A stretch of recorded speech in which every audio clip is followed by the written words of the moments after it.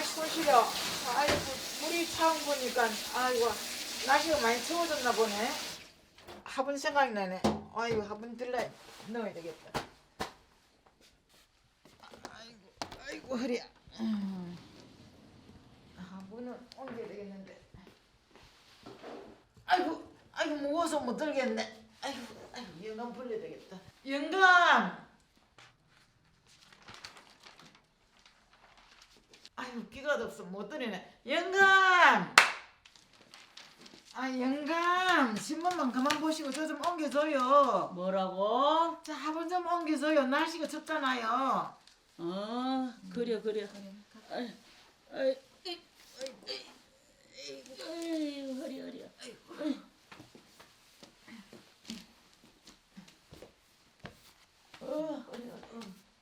아이고 조심해요. 조심. 아이고 조심. 아이고 조심. 아이고, 됐어요. 아이고 이 영감 그때 젊었을 때 기운 그 기운은 다 들어갔어. 그때는 큰 저기 소나무 장들 다 젊어지건데 아이고 세월 이거는 장사 없네요.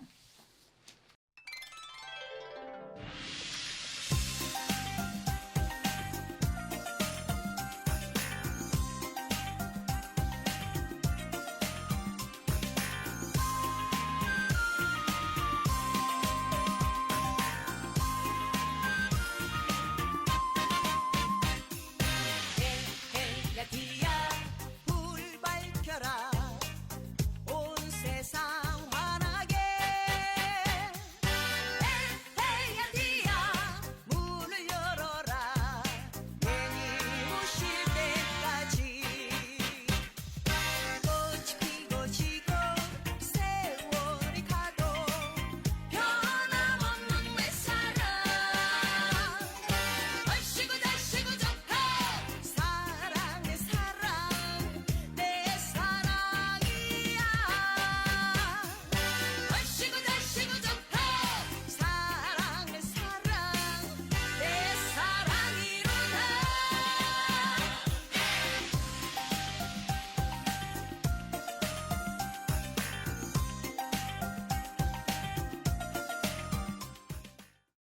할멈, 내 등 좀 긁어줘. 예 알겠어요. 여기요? 응, 그럼 여기에요? 그 밑에. 아이고 시원해. 아이고 시원해. 건강하게 아이고. 삽시다. 아이고 당신 손이 최고야. 아이 고마워요. 고마워요. 그럼 내가 그래. 좀 주물줘. 그래. 아이고 그래. 아이고 시원해. 아이고 시원해. 그래. 아이고 시원해. 아이고 고맙소. 아이고 영감 오늘은 당신 좋아하는 김치찌개 해드릴까요? 당신 좋아하는 미역국 먹지요. 아이고 그러면 오늘은 김치찌개 먹고 내일은 내가 좋아하는 미역국 먹읍시다. I love you. 영감 I love you. I love you.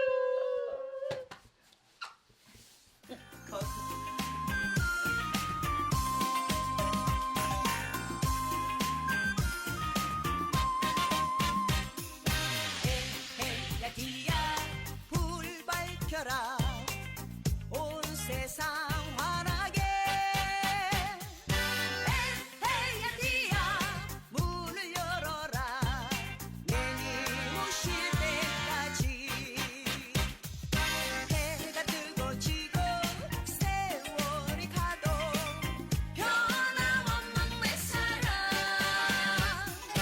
얼씨구 달씨구 좋고 사랑의 사랑 내 사랑이야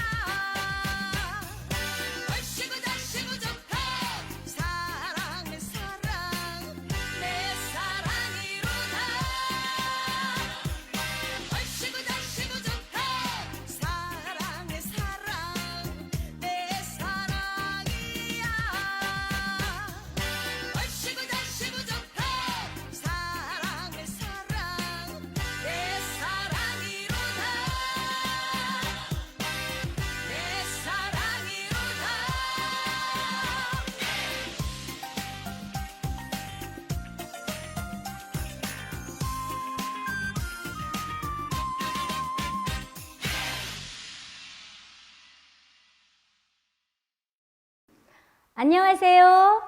대한실버회 여러분, 그동안 잘 지내셨죠? 성공이란 무엇일까요? 젊어서의 성공과 노년의 성공은 다르겠지요. 물론 개개인의 성공 기준도 다르겠지만 노년의 성공은 무엇보다도 육체의 건강과 마음의 건강이지요. 처음부터 자신이 원하는 목표에 도달하기는 어렵겠지만 한 걸음 한 걸음 나갈 때 성공이란 목표에 점점 다가갈 수 있을 겁니다. 성공을 간절히 원하신다면 어떤 일이든 시작하는 것이 중요합니다. 시작이 반이라는 말도 있듯이 저희 대한실버회와 함께 시작하십시오. 오늘의 순서를 소개하겠습니다. 첫 번째 순서, 관절과 근육을 풀어주고 뇌를 활성화시켜 치매를 예방하는 건강 체조와 손유희.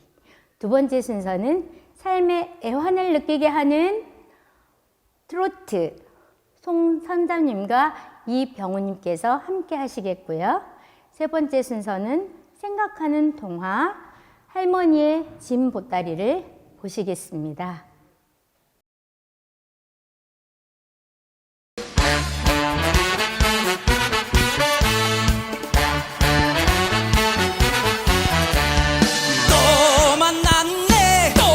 만났어 야속한 그 사람 약속이나 한 것처럼 또 만났네. 나도 모르게 생각만 해도 설레이는 내 마음 언제 볼까 궁금했는데 또 만났네요. 마주칠 때면 자꾸만 가슴이 두근거리네. 그 언제쯤 말을 붙일까. 때가 되면은 사랑을 고백할 거야.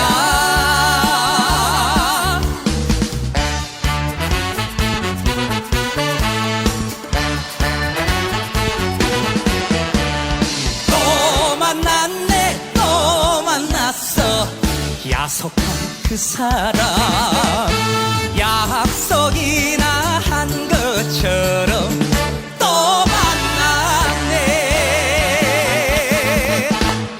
당신과 헤어질 때면 자꾸만 아쉬워지네. 이게 바로 정이란 걸까.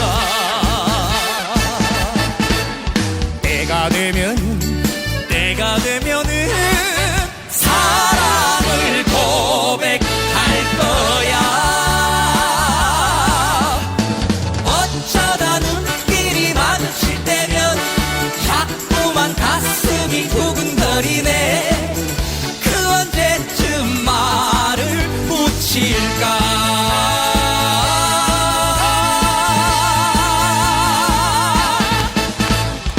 때가 되면은 사랑을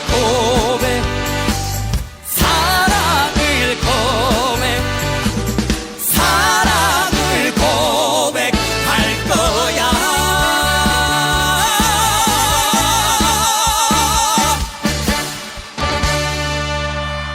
또 만났네. 네, 동작 설명하겠습니다. 자, 제일 핵심은 또 만났죠. 박수 치면서 또 만났네. 또 만났어. 야속하는 가슴을 주먹 쥐고 가슴을 두 번 쳐줍니다. 야속한 그 사람. 네. 약속은 예지 손가락 있죠. 예, 약속을 하는 겁니다. 약속이나 한 것처럼 또 만났네. 또 한 번 더 또 만났네. 예. 나도 모르게는 어깨를 위로 올려줍니다. 나도 모르게 생각만 해도 설레이는 앞으로 발을 한쪽 내면서 설레이는 내 마음. 또 언제 볼까 궁금했는데 또 맞네. 또 만났네요. 자, 4번 합니다. 어쩌다는 손가락, 엄지, 검지를 동그랗게 하시고 어쩌다 눈길이 마주칠 때면 가슴이 두근거리네. 두 번 두근거리네. 그 언제쯤 그 언제쯤 말을 붙일까? 입에 대시고 때가 되면은 손가락을 엄지, 검지, 예지까지 때가 되면은 네. 사랑을 이렇게 손가락 하트입니다. 사랑을 고백할 거야 할 때 고백할 거야. 네, 이렇게 동작 이렇게 되어집니다. 그러면 우리 선생님 보시고 또 한 번 더 신나게 해보겠습니다.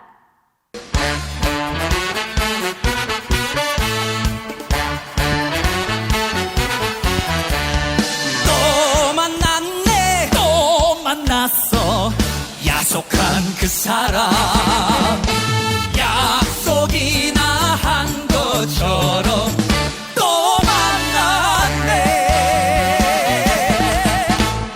나도 모르게 생각만 해도 설레이는 내 마음 언제 볼까 궁금했는데 또 만났네요 어쩌다 눈길이 마주칠 때면 자꾸만 가슴이 두근거리네 그 언제쯤 말을 붙일까 때가 되면은 사랑을 고백할 거야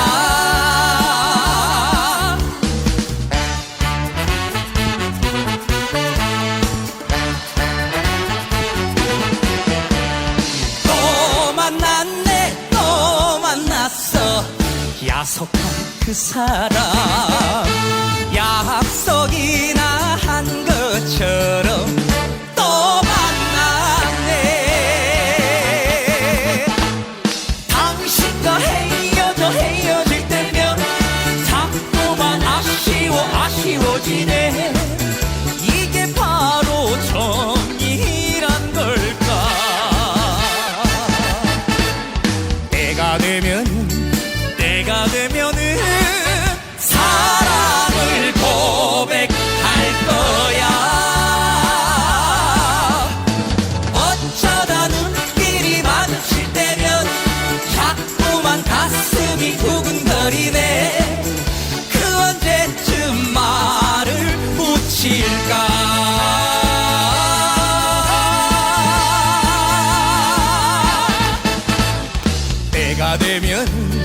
때가 되면은 사랑을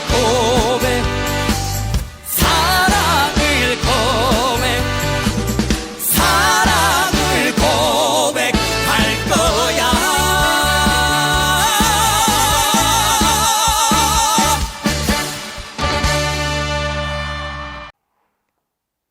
네, 손유희 배워보도록 하겠습니다. 4가지입니다. 네, 온몸 박수입니다. 또 얼굴 박수도 있고 4가지 배워보겠습니다. 처음에는 머리, 어깨, 허리, 엉덩이 이렇게 2박 1박씩 또 연결해서 해보겠습니다. 자, 해볼게요. 보세요.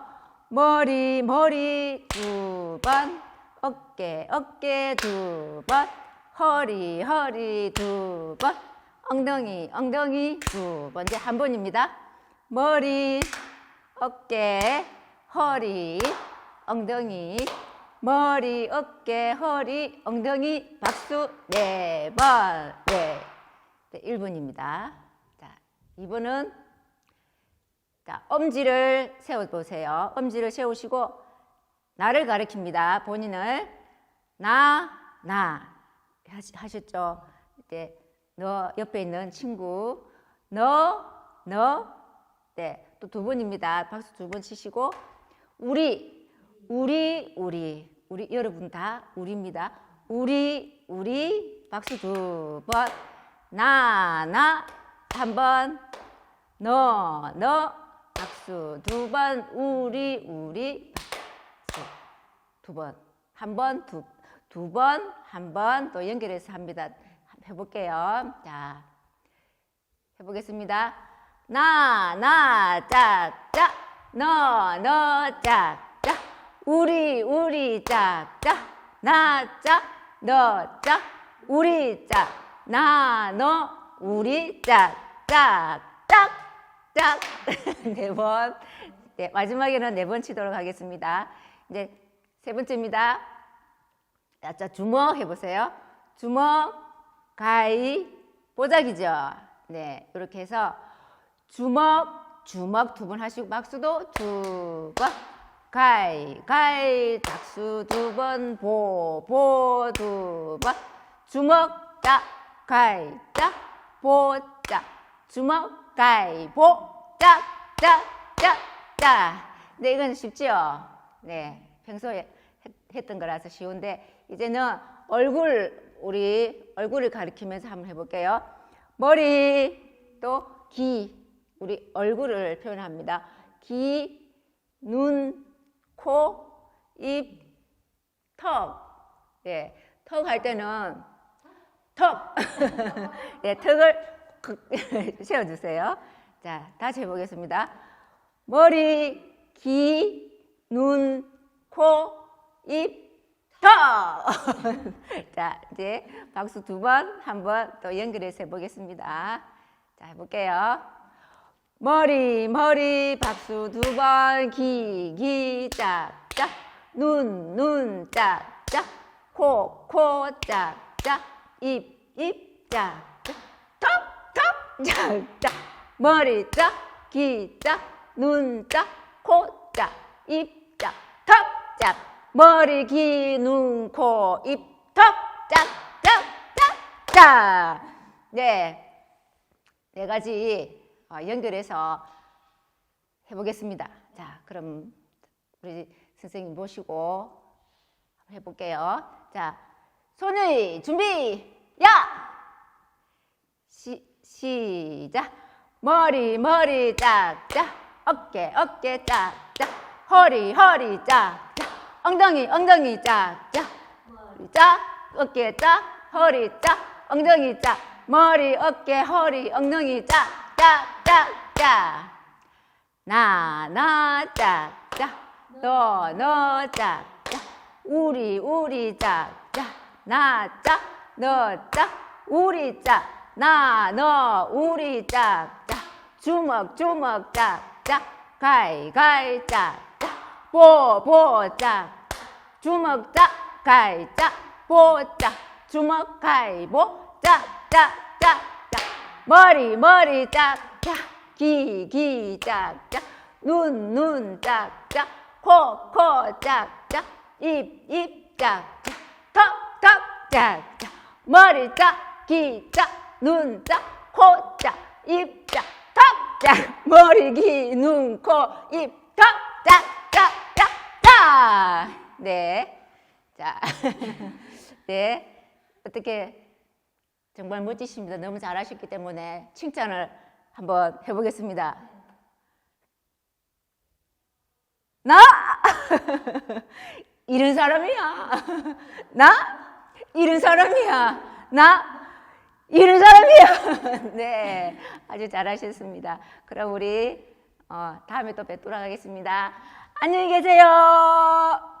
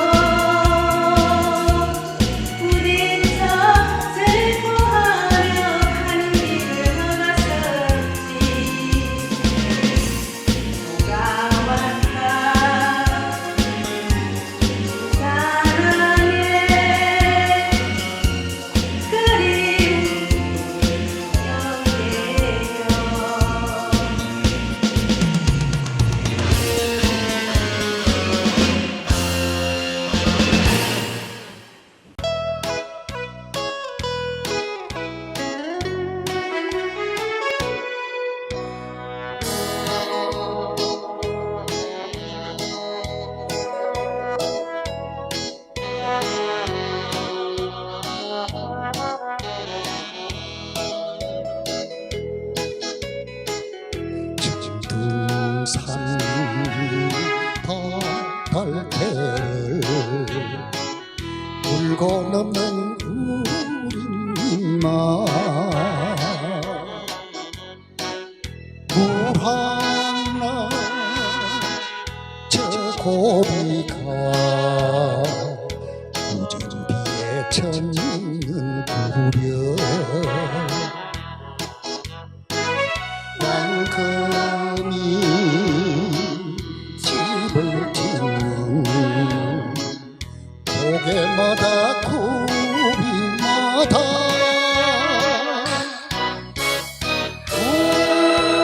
울어서 소리쳐서 이 가슴이 터지도록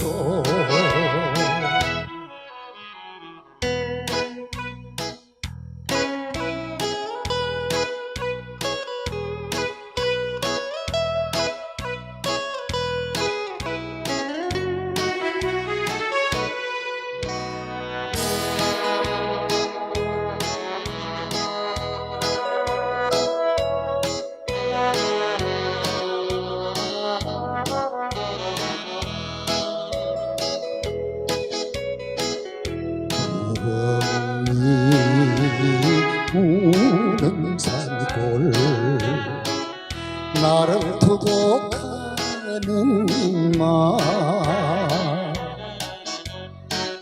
돌아올 기약이나 스님께 빌고 가서 도토리 묵은 사서 거리촌에 깔아주며 항상 우는구나 박달개의 큰 봄이야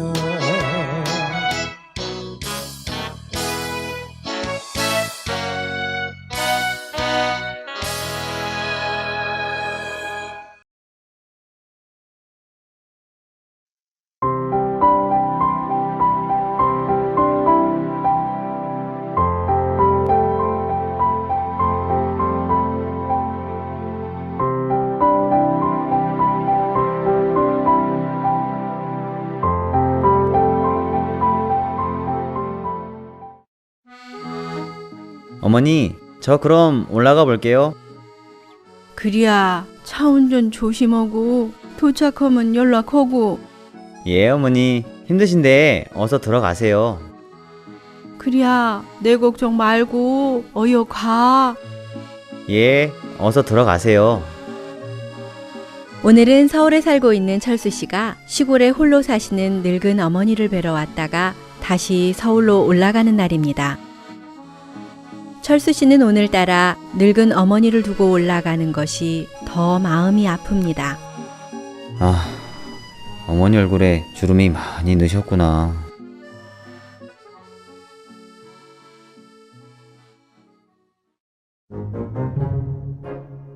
아이고 매 흐리야. 뭔 놈의 짐이 이렇게 무겁다냐. 아랫말까지 어찌게 간다냐. 몸이 징한 거. 응? 웬 할머니가 서 계시네? 무슨 짐을 저리 많이 지셨대. 어머니와 비슷한 나이신 것 같은데 가시는 길까지 태워드릴까? 이? 뭐시여? 할머니, 어디까지 가세요? 시방 나말하는가? 무엇이냐? 쭉 아랫말까전 갈라는디. 아, 그러세요? 저도 그쪽 방향인데 괜찮으시다면 거기까지 태워드릴까요? 이 아니요 짐도 솔차는디 미안시러 보소. 에이, 아니에요. 괜찮으니 어서 타세요. 그러면 그라주갔는가? 그라주면야 나야 고맙지. 아, 예. 어서 타세요. 자, 출발합니다. 철수 씨는 할머니가 다칠까봐 조심조심 하면서 차를 운전했습니다.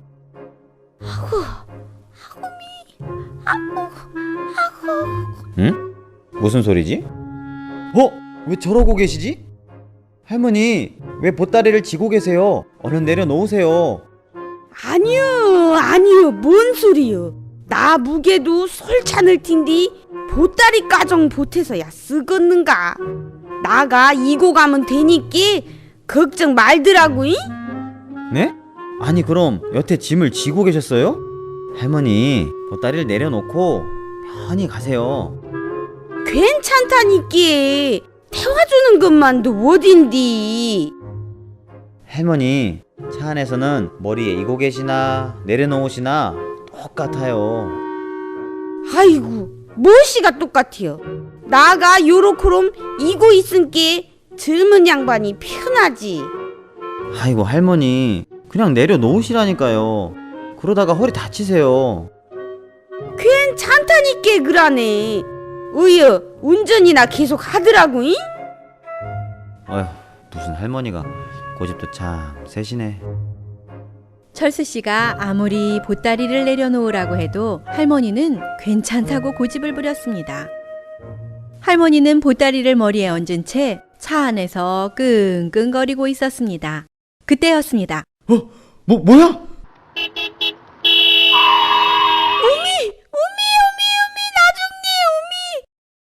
브레이크를 밟는 순간 할머니는 중심을 잃고 옆으로 쓰러졌고 할머니가 지고 있던 짐도 떨어지고 말았습니다.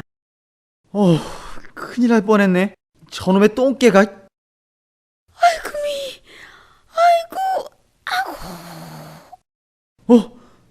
할머니 괜찮으세요?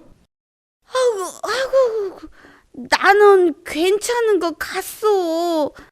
아이고, 매 허리야. 할머니 짐이 떨어졌네요. 이? 아이고, 매 내 짐. 오메, 내 짐을 떨차뿌랐네. 어쩐다니야. 미안 싫어버서. 젊은 양반, 좀에만 기돌리소이? 나가 이거 얼른 다시 일틴께. 아휴, 할머니 그냥 놔두세요. 짐 내려놓으시니까 편하잖아요. 이? 아고, 그러고 본게 참말로 편하네 그랴. 이, 오메 아주 편해쁘네. 진즉 내려볼 걸 그랬네. 그렇게 철수 씨와 할머니는 웃으면서 아래 동네로 향했답니다.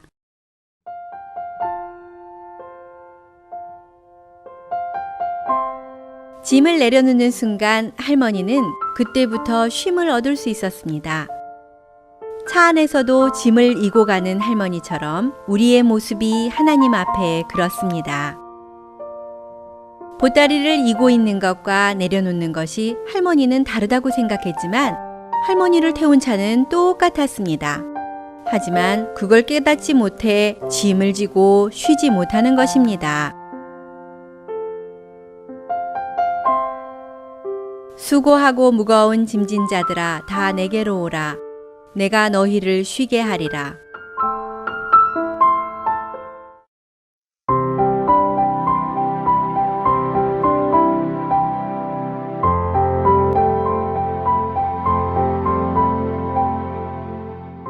예, 할머니의 짐보따리를 보시면서 무엇을 느끼셨나요? 우리의 삶 속에서 져야 하는 많은 짐들을 누구와 어떻게 내려놓아야 하는지 저희 실버대학에서 배우는 시간이 되실 것입니다. 이어지는 순서는 박재순 선생님과 함께하는 종이접기, 새소리 음악학교의 홀로 아리랑을 감상하시고 마지막 순서로 우리 삶의 가장 중요한 마음의 모양과 어떤 모양의 마음을 만들어가야 하는지 마인드 강연으로 이어지겠습니다.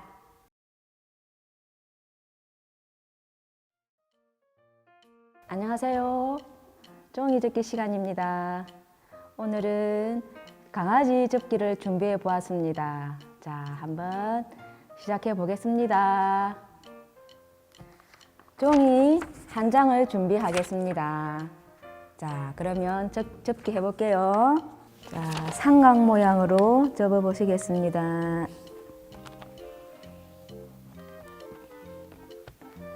꼭 눌러주세요. 자, 이 모양이 나왔습니다. 그 다음 다시 반으로 삼각 접기 해볼게요. 이번에는 완전하게 다 접는 것이 아니라 이 끝부분만 살짝 눌러주세요. 펼쳐보세요. 펼쳐보시면 이게 조금 이렇게 접은 모양이 나오죠? 이 모양, 이 선을 중심으로 또 이 끝을 중심으로 해가지고 이렇게 사선으로 접어서 삼각 모양으로 접어 주실게요.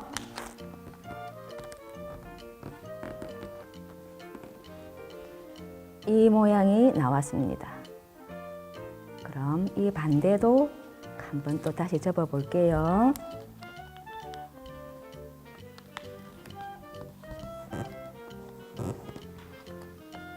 이 모양은 나왔습니다. 되셨나요? 그럼 이 꼭지점을 중심으로 이렇게 뒤로 접어 주세요.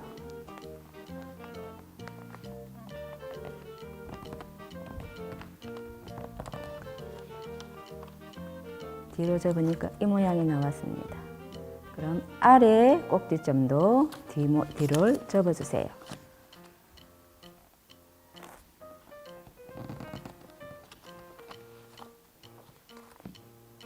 얼굴 모양이 나왔죠? 자, 여기에다가 눈, 코, 입을 그려줄 겁니다.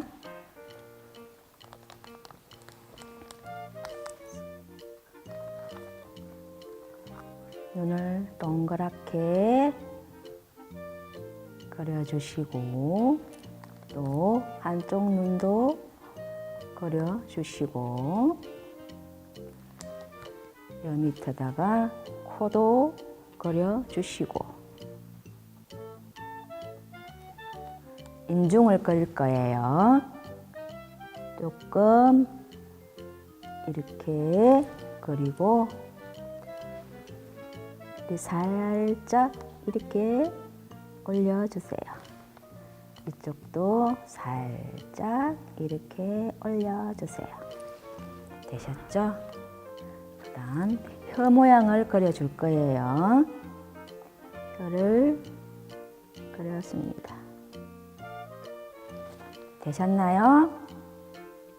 네, 이것으로 강아지 얼굴 모양 접기 완성을 하였습니다. 이 모양이 완성된 강아지 얼굴 그림 모양입니다. 자, 이것으로 끝이고 또 다음 시간에 또 뵙겠습니다. 안녕히 계십시오.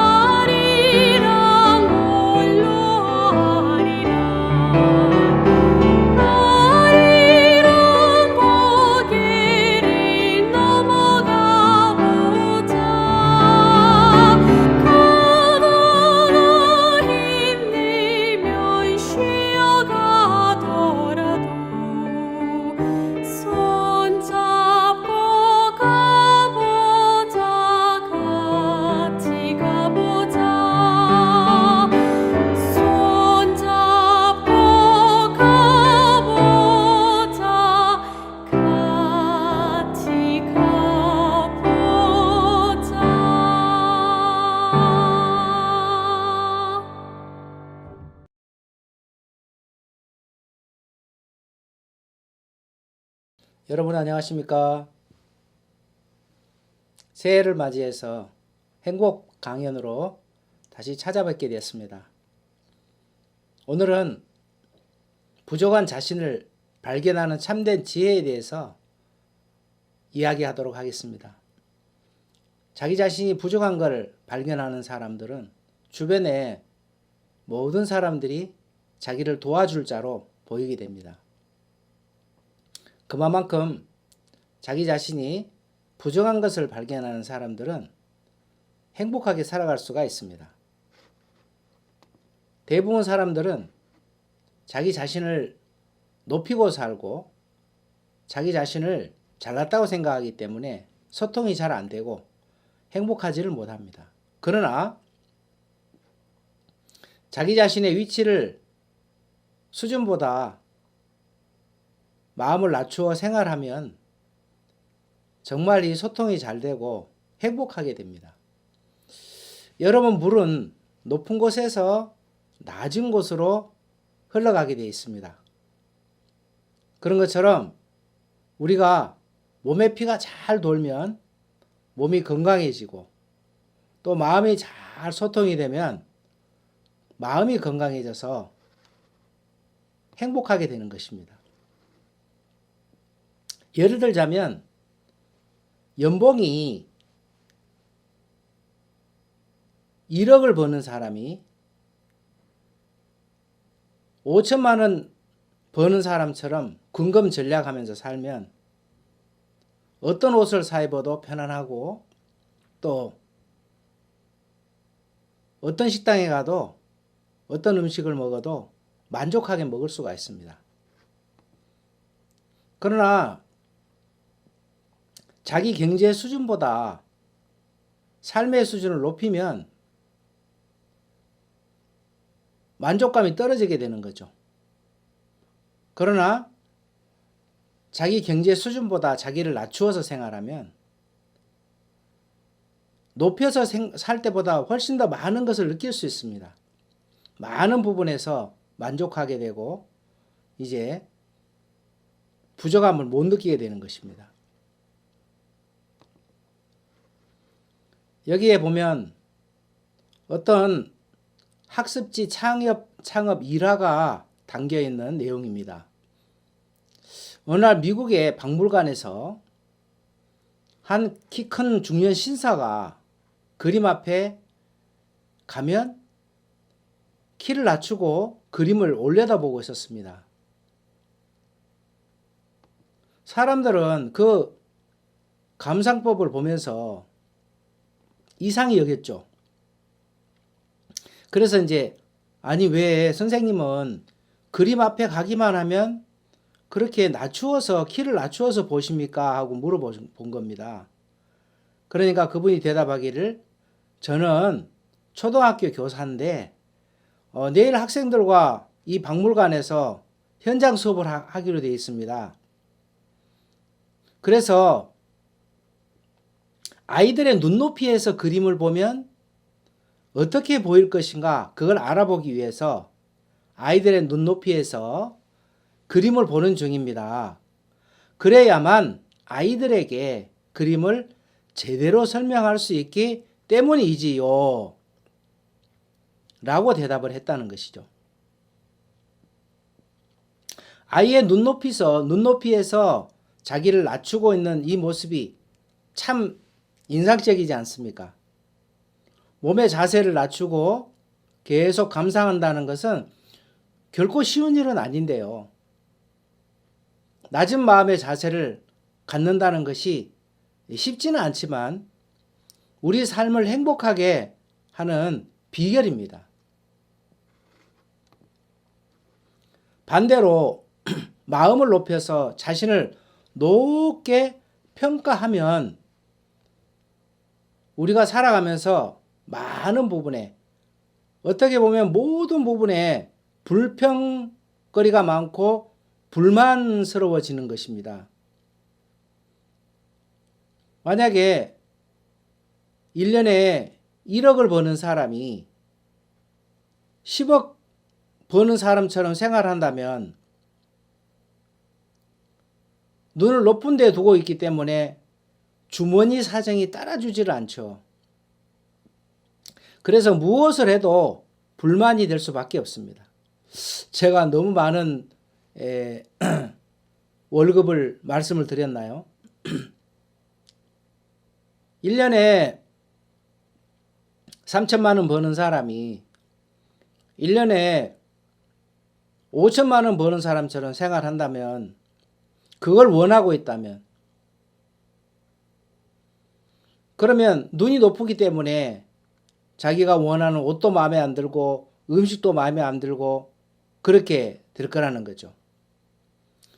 중산층에 있는 사람이 서민층의 삶을 살 때와 서민층에 있는 사람이 중산층의 삶이나 중산층에 있는 사람이 상류층에 있는 삶을 사는 것은 굉장히 이렇게 다릅니다. 여기에 우리가 좀 재밌는 내용이 있는데요. 한국에 있는 중산층을 조사를 했습니다. 그래서 이제 한국의 중산층은 첫 번째, 부채가 없고 30평 이상의 아파트를 살아야 된답니다. 그러면 한국의 중산층이다, 그렇게 이제 평가하는 거죠. 두 번째는 월 급여가 500만 원 이상이어야 된답니다. 그리고 세 번째는 이제 2020급 이상 중형차를 보유하는 거죠. 뭐 소나타나 K5나 이런 그 이상의 차, 그랜저, 이런 차를 가지고 있을 때 중산층이라고 하는 겁니다. 네 번째는 통장에 1억 원 이상의 현금이 들어있는 겁니다. 많은 돈이 들어있는 거죠. 다섯 번째는 1년에 적어도 한 번 정도는 해외여행을 가야 한국에는 중산층이라고 평가를 한다는 거죠. 그럼 프랑스나 미국은 어떨까요? 조금 중산층의 기준이 달라집니다. 프랑스는 이제 외국어 1개 이상을 할 줄 아는 사람입니다. 그러니까 프랑스니까 영어 할 줄 알아야 되거나 아니면 스페인어 하나 할 줄 알았을 때 저 사람은 중산층이다, 이렇게 평가를 하는 거죠. 그리고 두 번째는 자기가 직접 즐기는 스포츠가 있어야 된답니다. 텔레비로 보는 거, 경기장에서 구경하는 거 말고, 응원하는 거 말고, 직접 농구를 하거나 직접 축구를 하거나 직접 테니스를 하거나 하는 직접 즐기는 스포츠가 하나 있어야 된다. 그리고 세 번째는 프랑스의 중산층은 직접 다룰 줄 아는 악기가 있어야 된답니다. 뭐 기타를 치든지 바이올린을 치든지 피아노를 치든지. 네 번째는 근사하게 대접할 수 있는 요리 실력이 있어야 된다는 거죠. 식당에 가서 요리를 대접하는 게 아니라 직접 요리를 할 줄 아는 요리 실력을 갖춰야 된다는 거예요. 그리고 다섯 번째는 정말 이 일은 잘못됐다 하면 그것을 이제 의연하게 참가하는 것입니다. 나라에 어떤 잘못이 있을 때 함께 참여해 가는 거죠. 여섯 번째는 약자들을 도우며 꾸준히 봉사하는 사람입니다. 한국의 중산층하고 프랑스 중산층은 좀 다르죠. 미국은 어떨까요? 미국은 자신이 주장하는 것이 떳떳할 것, 자기의 어떤 의견이나 주장이 당당하고 떳떳한 사람. 두 번째, 사회적인 약자를 도울 수 있는 사람이랍니다. 세 번째는 부정과 불법에 저항할 줄 아는 사람. 네 번째는 정기적으로 받아보는 비평지가 있어야 된다 하는 것입니다. 우리나라의 중산층은 이제 주로 경제적인 것에다가 초점을 이렇게 두고 있고, 이제 프랑스나 이제 미국은 그런 경제적인 것보다도 정신적인 것이나 그리고 이제 어떤 삶의 가치에 대해 수준을 두고 있는 그 차이입니다. 우리나라를 보고 헬조선이라는 신조어가 나오고 있는 이유는 다른 것보다도 바로 자기가 잘 살고 있지만 다른 사람에 비해서 빈곤하다는 그런 상대적 빈곤감 때문에 그러한 생기는 만족한 삶을 살지 못한 데서 오는 것이지, 사실 한국은 정말 이렇게 너무 잘 살고 있습니다. 그러나 자신을 높게 두고 살아가면 이러한 불만족도가 많이 커지고, 야, 우리나라 살기 어렵다, 힘들다, 이런 이제 잘못된 삶을 살게 되는 것이죠. 우리가 사람들은 자신감이라는 것이 있습니다. 근데 자신감도 무지하면은 잘못된 사고를 만들게 되는 거죠. 잘못된 일을 하는 것입니다.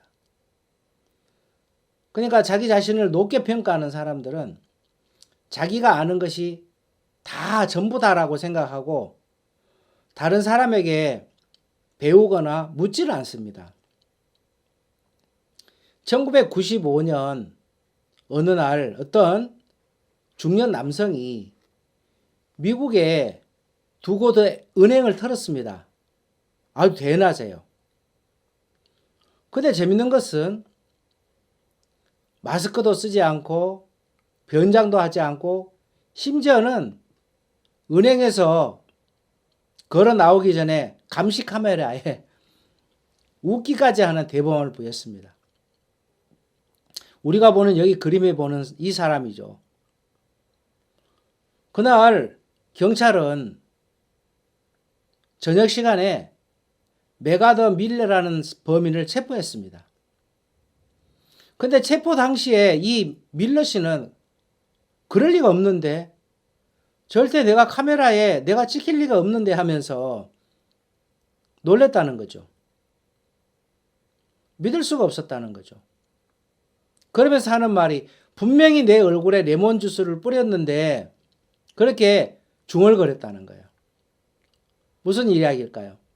보통 알려져 있는 것처럼 레몬 주스는 투명 잉크로 사용할 수 있다고 합니다.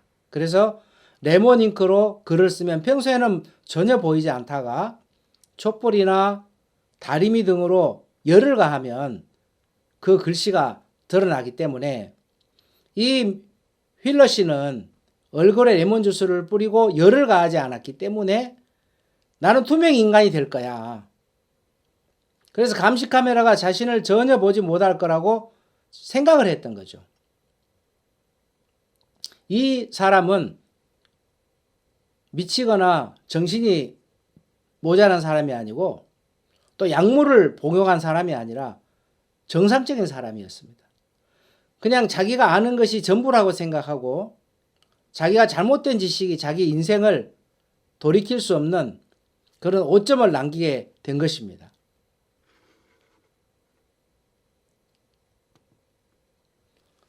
사람들은 자기 자신을 높게 평가하고 살아갑니다. 대부분 사람들은 회사가 주는 점수보다 자기 자신을 이제 후한 점수를 준다고 합니다. 그래서 대부분 사람들이 나는 직장에서 우수한 사원이고 직장에서 평범하게 나는 직장 생활을 하고 있다, 그렇게 자신을 평가하고 살아간다고 하는 것이죠. 보통 사람들이 직장에서 받는 월급보다도 이제 자기가 받아야 될 월급에 대해서 더 많은 월급을 받아야 된다고 생각을 하니까 보통 우리나라에 이제 그 데모를 하는 이유가 다 거기에서 오는 것이죠. 그러나 만약에 회사가 주는 점수를 한번 따져봤다면 그런 생각을 안 하겠죠. 저 사람은 1년에 3천만 원 줄 사람인데 우리 회사에는 특별히 5천만 원씩 준다. 그렇게 회사의 관점에서 봤다면 회사에서 만족도가 생기고 행복도가 더 많아지겠죠. 근데 대부분 사람들은 그렇게 생각을 안 하는 것입니다. 그래서 대부분 자신에게 높은 점수를 주는 사람들은 특징이 나는 잘났어, 나는 똑똑해, 나는 누구보다 정직해다라고 생각을 합니다. 그래서 자신이 이제 옳은 사람이 되고요. 난 착한 사람이야. 착한 사람이 되고 그러다 보면 잘난 사람이 됩니다. 그러면 어떤 문제가 생길까요? 오늘 우리가 참 중요한 거죠. 자기 마음에 맞는 말만 골라서 듣기 때문에 누구 이야기도 귀에 잘 들어오지 않습니다.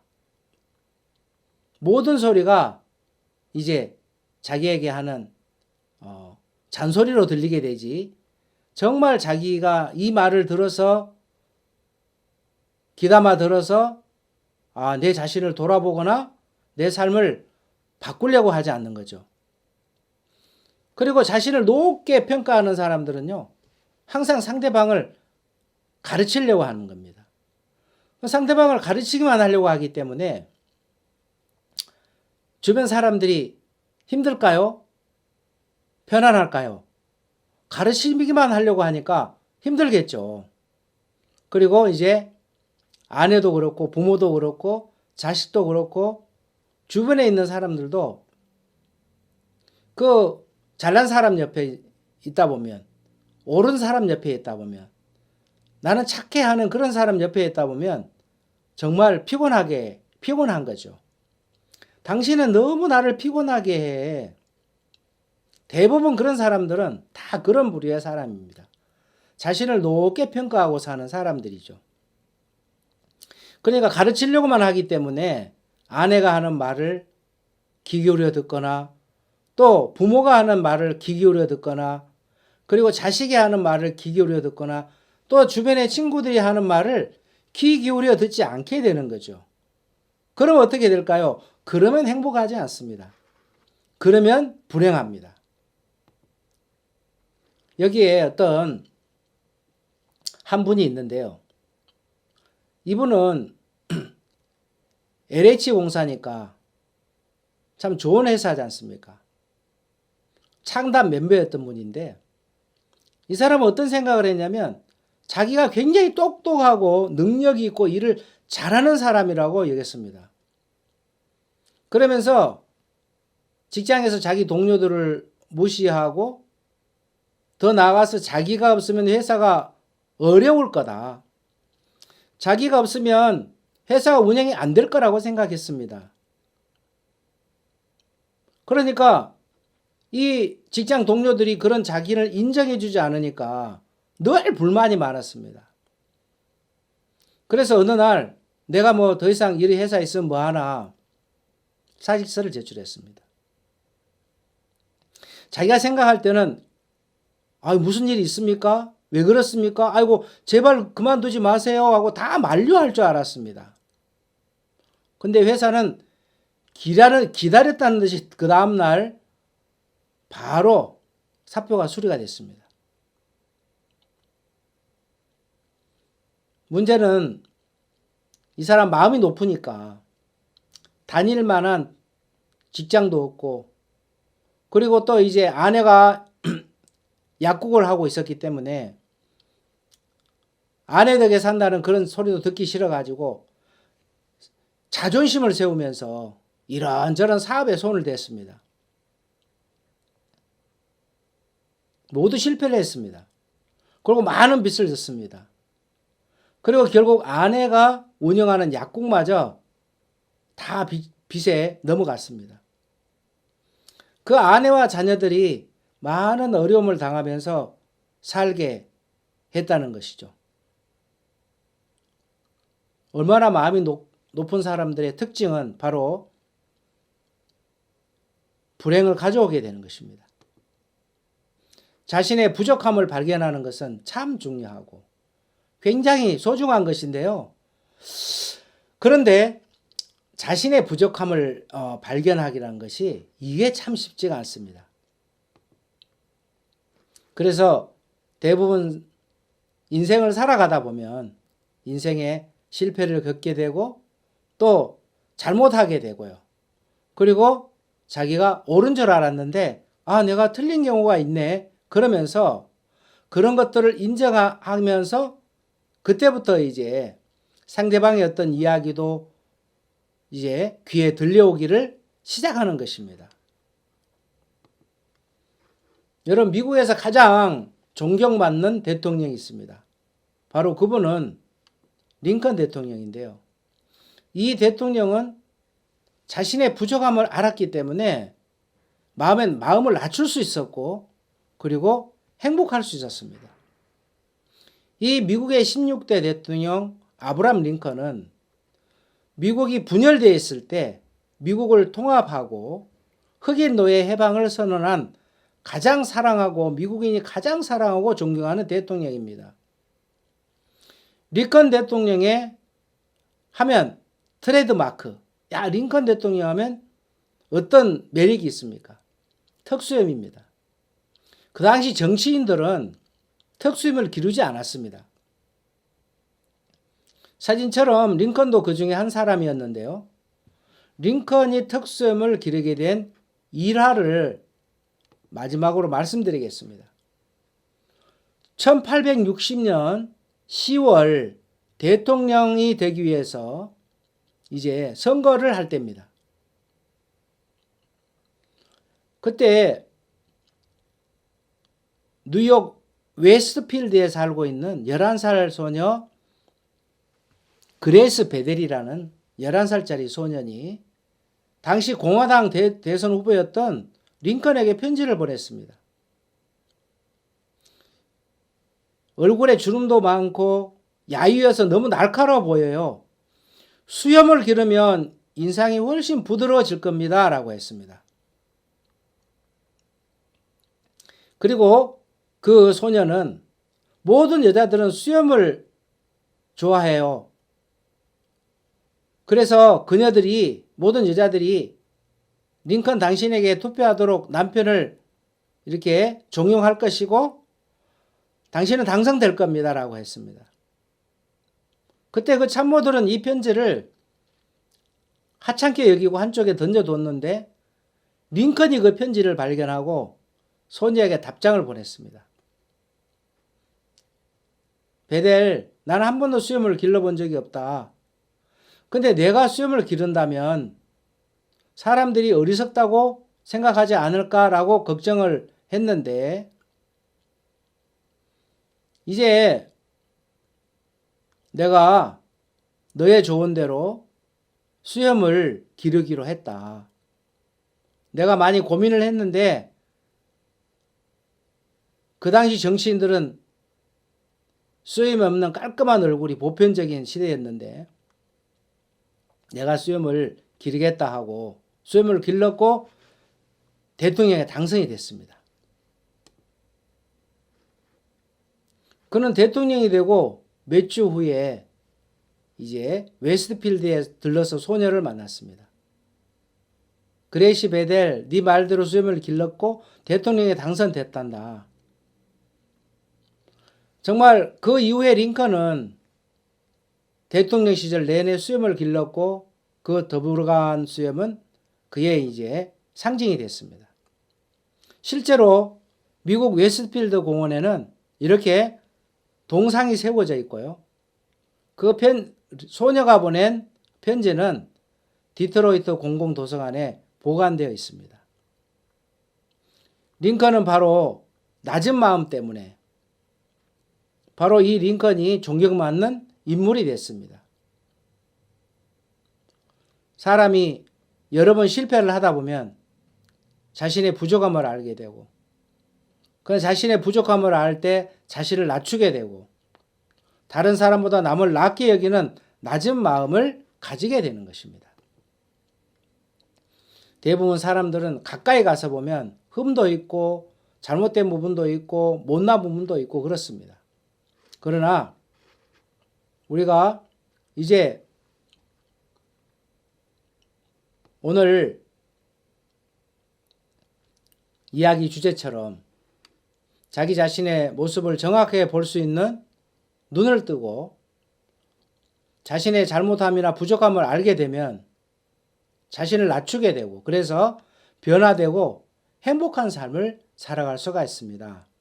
성경에도 이런 이야기가 있습니다. 거만한 자는 견책을 받기를 좋아하지 아니하며 지혜 있는 자에게로 가지도 않는다고 했습니다.